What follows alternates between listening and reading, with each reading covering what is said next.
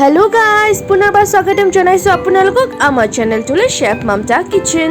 আকৌ এবাৰ আহি গলো নতুন এটা ৰেচিপি লৈ আপোনালোকৰ ওচৰত।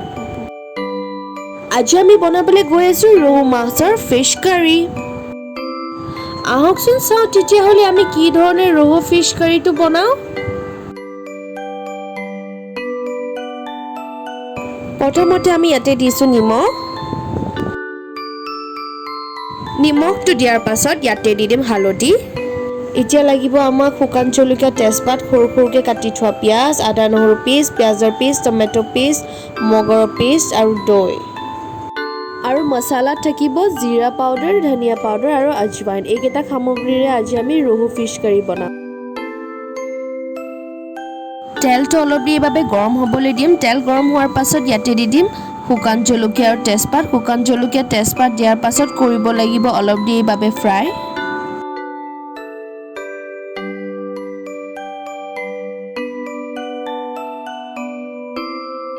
অলপ দেৰি বাবে ফ্ৰাই হোৱাৰ পাছত ইয়াতে দি দিম সৰু সৰুকৈ কাটি থোৱা পিঁয়াজ।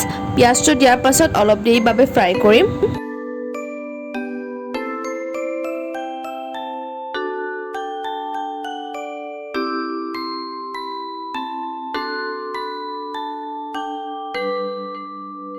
পিঁয়াজটো অলপ দেৰি বাবে ফ্ৰাই কৰাৰ পাছত ইয়াতে দি দিছোঁ আদা নহৰু পেষ্ট।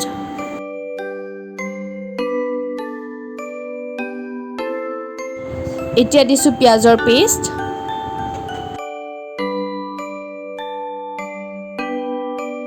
সববোৰ ভালদৰে মিক্স কৰি অলপ দেৰিৰ বাবে ফ্ৰাই কৰিম।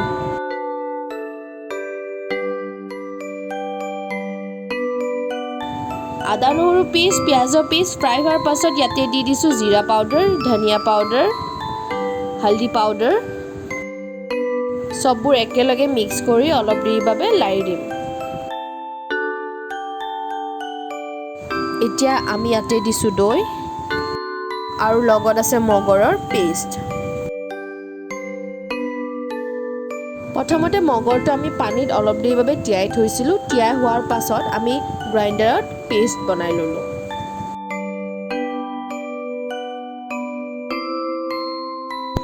এতিয়া দিছোঁ আমি টমেটো চচ। টমেটো চচ দিয়াৰ পাছত অলপ দেৰি লাৰি দিম। এতিয়া দিছোঁ অলপ পানী।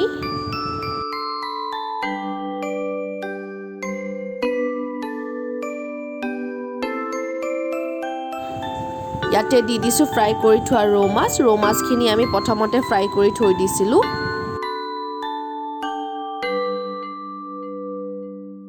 আমাৰ মাছটো দিয়া হ'ল। এতিয়া দিম ইয়াতে সোৱাদ অনুসৰি নিমখ। অলপ দেৰিৰ বাবে লাৰি দিয়াৰ পাছত আমি এইটো প্ৰায় 10-15 মিনিট মানৰ বাবে কভাৰ কৰি দিম আৰু ভালদৰে উতল আহিবলৈ দিম। উতল অহা অলপ দেৰিৰ পাছত এতিয়া দি দিছোঁ কেইটামান ওপৰৰ পৰা ধনিয়া। ৰেডি হৈ গ'ল আমাৰ ৰৌ ফিছ কাৰী।